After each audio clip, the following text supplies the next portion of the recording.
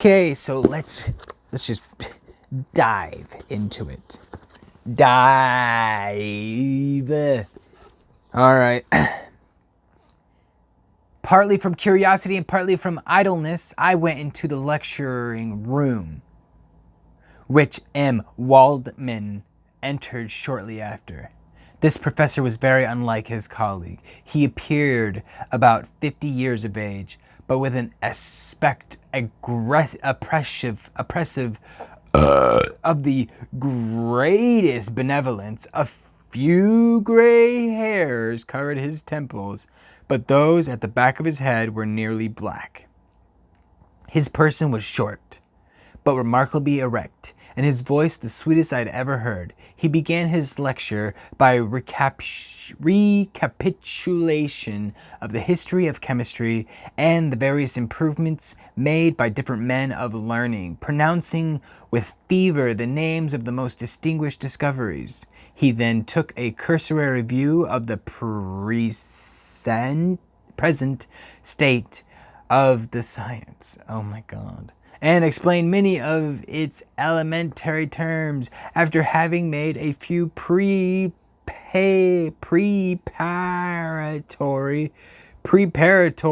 experiments.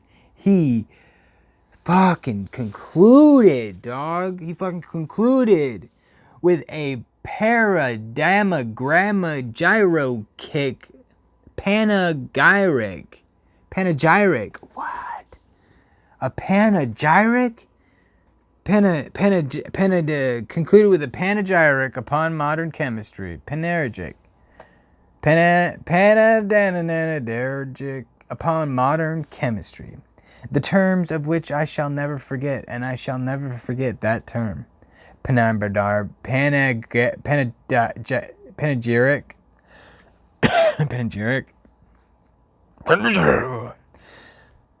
The ancient teachers of this science, he said, promised impossibilities and performed nothing.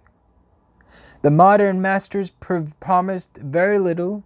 They know that metals cannot be transmuted and that the elixir of life is a chimera.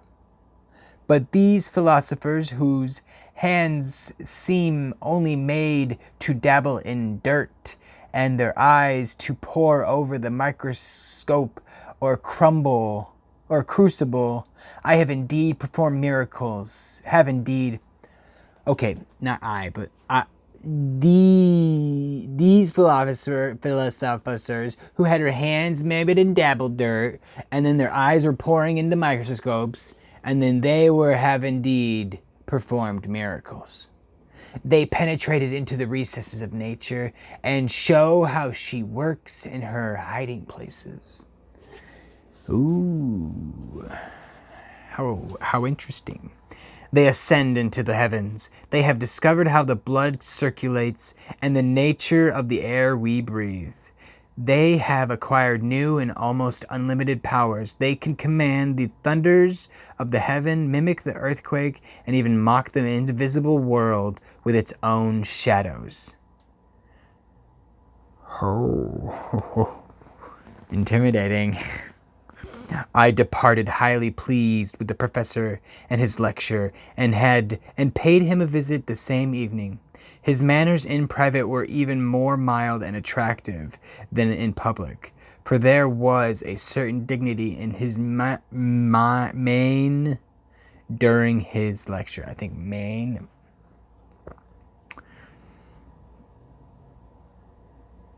During his lecture, which in his own house was replaced by the greatest affability and kindness.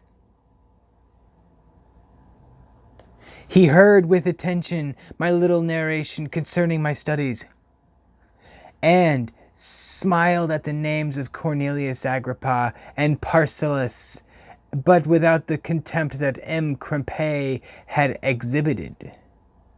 He said that these were men to whose indefatigable zeal modern philosophers were indebted for the most of the foundations of their knowledge.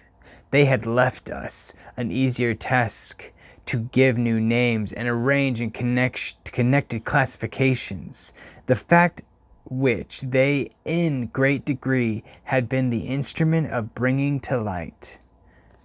The labors of men of genius, however erroneously directed, scarcely ever fail in ultimately turning to the solid advantage of mankind. I listened to his statement, which was delivered without any presumption or affection, and then added that his lecture had removed my prejudice against modern chemists, and I, at the same time, requested his advice concerning the books I ought to procure. I am happy, said M. Walden, to have gained a disciple, and if your application equals your ability, I have no doubt of your success. Chemistry is that branch of natural philosophy in which the greatest improvements have been made and may be made. It is on that account that I have made it my peculiar study, but at the same time I have not neglected other branches of science. A man would make but a very sorry chemist if he attended to the department of human knowledge alone. If your wish is to become really a man of science and not a petty experimentalist, I should advise you to apply to every branch of natural philosophy, including mathematics. He then took me into his laboratory and explained to me the uses of his various machines, instructing me as to what I ought to procure and promising me the use of his own when I should have advanced far enough in the science not to derange their mechanism. He also gave me the list of books which I had requested and took my leave. Thus ended a day memorable to me. It decided my future destiny. Crazy. Destiny, huh? We all know about destiny.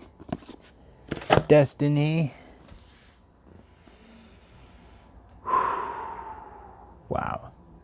That chapter was exciting. So exciting. I was jumping out of my seat. I couldn't fucking keep my legs still.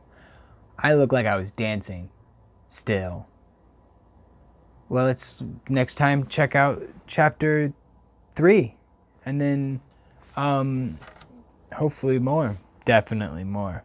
I'm going to have like a lot more. It's going to be great.